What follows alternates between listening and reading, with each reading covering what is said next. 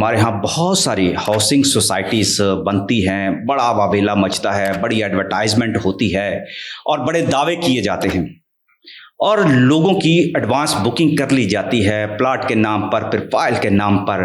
लेकिन 10 साल 20 साल हम देखते हैं कि बहुत सारे फिर लोग मसाइल में उलझ जाते हैं। 10-10 साल 20-20 साल गुजर जाते हैं लिटिगेशन में, फिर ना उनको प्लाट मिलता है, ना उनको फ्लैट मिलता है, ना उनको घर मिलता है। तो कानून ऐसे लोगों का कैसे तहफ़्फ़ुज़ करता है और ऐसे लोगों को करना क्या चाहिए जब वो किसी ऐसी नई हाउसिंग सोसाइटी में प्लाट लेते हैं या घर लेते हैं? इसमें 2-3 चीज़ें हमें देखनी पड़ेंगी। एक तो ये है कि हो क्या रहा है, होना क्या चाहिए, रेगुलेटर की क्या जिम्मेदारी है, और सबसे इम्पॉर्टेंट कि बायर को क्या करना चाहिए। ठीक, क्योंकि अल्टीमेटली वही पिस रहा है। तो इसमें जो सबसे बड़ा जिम्मेदार है वो है रेगुलेटर। रेगुलेटर लाहौर में एलडीए है, कहीं जीडीए है, कहीं सीडीए है, क्योंकि वो परमिशन ग्रांट करता है, अपना सेंशन प्लान अप्रूव करता है। ये तमाम चीज़ों को उसकी इजाज़त से होती हैं। कोई सोसाइटी जैसे भी लॉन्च की जाती है, फिर ये उसको इजाज़त देता है कि वो अपनी ट्रांसफ़र कर सके। अब इसके तमाम तर जिम्मेदार गवर्नमेंट और एलडीए है। लाहौर में अगर हम बात करते हैं कि वो इसको प्रॉपर्ली रेगुलेट नहीं कर पाए, बल्कि अनफॉर्चुनेटली ये होता है कि वो सोसाइटी अप्रूव ही नहीं होती और वो चल रही है। अभी कैसे आप रेगुलेटर हैं कि आप अखबार में इश्तिहार देते हैं? पहले आप एक बिल्डिंग बनने क्यों देते हैं? गिराने की ज़रूरत क्या? ठीक, एक तो ये चीज़ है। सेकंड ये है कि जो हमारे हाउसिंग सोसाइटीज़ वाले हैं, जो बड़े बड़े नाम हैं, वो असल में बहुत ज़्यादा ताकतवर है।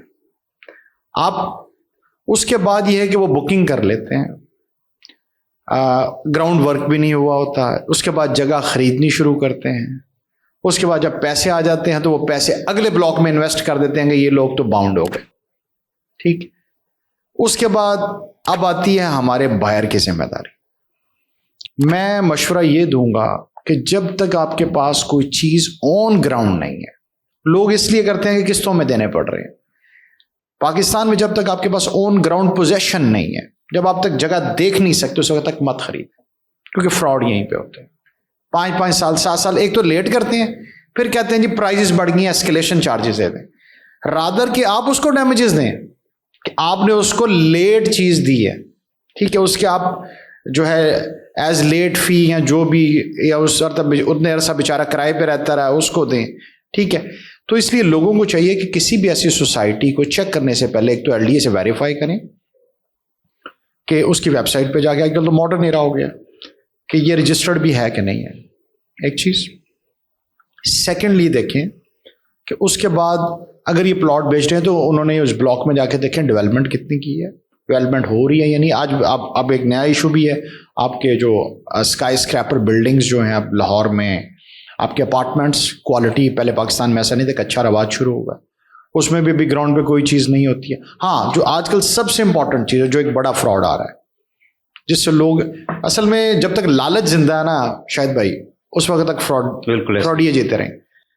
वो कहते हैं कि जी आप हमें पैसे दें और 11% या मंथली 1% किराया लेते रहें। अभी भी रिसेंट वाकया भी हुआ है, वो फिर नाम लेना अच्छी बात नहीं है, उन्होंने 5-7 अरब इकट्ठा किया और भाग गए। और जब वो ग्राउंड है, जब आप देख रहे हैं उस प्लॉट के ऊपर चीज़ ही कोई नहीं, आप पैसे दिए जा रहे हैं, तो हमारी भी जिम्मेदारी बनती है मुश्तरी होशियारबाश, केविएट एम्प्टर, ये लॉ की जो हमारी टर्म है उसको देखना चाहिए। और एक सबसे इंपॉर्टेंट चीज़, सबसे इंपॉर्टेंट, गाड़ी की हम इंश्योरेंस भी करवाते हैं, डॉक्टर को भी चेक करवाते हैं, मगर मुझे एक समझ नहीं आती, ऐसी डॉक्यूमेंटेशन वक्त हम वकील को भूल जाते हैं। यानी आपका कहना यह है कि ये लालच भी रहेगा और दूसरी तरफ ताकतवर माफिया भी जो है अपना काम करता रहेगा, तो फिर जो बायर है उसको फिर अपने साथ वकील को रखना चाहिए? नहीं, पहले तो बायर की जिम्मेदारी है। देखिए, एक तो कॉमन सेंस है, मैं तो आपको मल्टी एंगल्ड बातें कर रहा हूँ ना।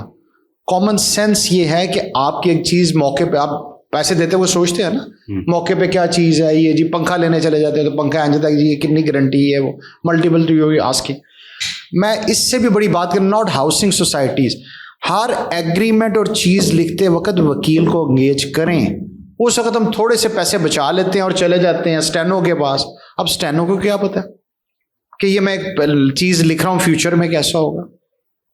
ठीक, यानी आपकी लाइल्मी या तेजी तरारी जो है वो आपके लिए फंदा बन जाती है। आपको अगर आप पैसा इन्वेस्ट कर रहे हैं तो उसमें से कोई 1-2% जिस तरह हम इंश्योरेंस करवाते हैं, प्रोफेशनल बंदा एंगेज करें। अगर आप ऑफिस बना रहे हैं इंटीरियर डिजाइनिंग के लिए, आपने प्रोफेशनल एंगेज करना है। डॉक्टर है तो प्रोफेशनल एंगेज करना है, लॉयर है तो प्रोफेशनल एंगेज करें।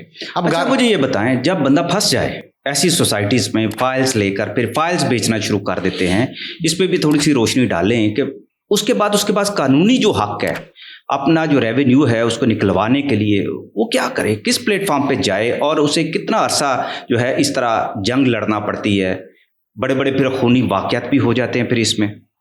देखिए, हर जो माफिया है ना, जो सोसाइटीज़ है, उसके पैनल पे हर इन्फ्लुएंशियल आदमी है। उसमें पुलिस वाले भी हैं, उसमें जुडिशरी भी है, उसमें हमारे जितने और बाकी इदारे हैं या रेगुलेटर हैं, उनको भी उन्होंने साथ मिलाया होता है। भाई जिनके खिलाफ, जिनके पास जाके हमने कार्रवाई करनी है, वो ऑलरेडी उनके साथ मिले होते हैं। हर मुतलका थाने को वो उन्होंने मैनेज किया होता है। जिसके खिलाफ कार्रवाई जाती है, मैंने नहीं आज तक देखा कि जिसके खिलाफ हम मालिक के खिलाफ दरखास्त देते हैं तो मालिक कभी हाजिर भी हुआ। इतने ताकतवर ये लोग होते हैं। तो जब इतने ताकतवर लोग हैं तो आम शहरी को हक कैसे आम मिलेगा? शहरी को, आम शहरी आप कहते हैं कि कानून सबसे ताकतवर है। नहीं, मैं नहीं कहता जी, मैं बिल्कुल नहीं कहता। पाकिस्तान में कतन कानून ताकतवर नहीं है, बिल्कुल ऐसा नहीं। पाकिस्तान में कोई जस्टिस नहीं है। मैं आपको ये बड़ा ओपनली कह रहा हूँ, after 22 years practice and as ex president of Lahore bar as well. और दिन ब दिन ये चीजें खत्म होती जा रही हैं, और यहां पर जो बंदा फंसता है उसके लिए कोई जस्टिस नहीं है। जाके स्पेशल परफॉर्मेंस का सूट कर दें, वो साला साल चलता रहे, नस्लें खत्म हो जाती हैं ना। उसके बाद वो बेचारा, वो जिसने अपनी जमा पूंजी इकट्ठी की है, वो किस तरह से चीजों को आगे लेके चलेगा। ठीक। अच्छा, ये भी आम दीवानी केस की तरह चलते हैं। आम दीवानी केस से भी बुरी तरह चलते हैं, क्योंकि दूसरी तरफ माफिया होता है तगड़ा। ठीक, उन्होंने अपनी लीड टीम्स भी रखी होती हैं और चीज़ों को मैनेज भी किया होता है। ठीक है, मैंने मेरे अपने साथ खुद केसेस में कि मैं कुछ पार्टियों का वकील बनाऊं जिनसे इन्होंने प्रॉपर्टियां खरीदी थी, वो खरीद ली ना कि मुझे इतने एकड़ दे दो, जो सोसाइटी में शामिल कर ली, उसकी बैलेंस अमाउंट देने के लिए साल लगा देते। यानी कि फिर आम पाकिस्तानी जो है, आम पाकिस्तानी जलील लाचार है, बिल्कुल लाचार है, पैसा भी डूब गया, जिंदगी भी डूब गई। मैं अपनी आपको एक मिसाल देता हूँ। मैंने को 5-7 साल पहले इधर रायबरन रोड पे एक सोसाइटी है, उसमें एक प्लॉट ले लिया जो मेन का था। उन्होंने क्या किया कि बाद में मुझे लेटर भेज दिया जी वो आपका प्लॉट हमने नक्शा चेंज कर दिया, पीछे दे दिया। अब मेन और पीछे में कितना फर्क है? बहुत फर्क है।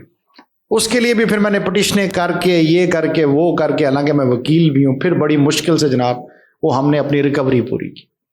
तो ये दुनिया का मुश्किल तरीन काम है सर। तो इसलिए बेहतर यही है कि आप चीज़ लेने से पहले पैसे अपने पास इकट्ठे करके रखें, इनको ना दें, और ग्राउंड जितने का आपके पास पैसे हैं उसके मुताबिक ऑन ग्राउंड चीज़ खरीद लें बस।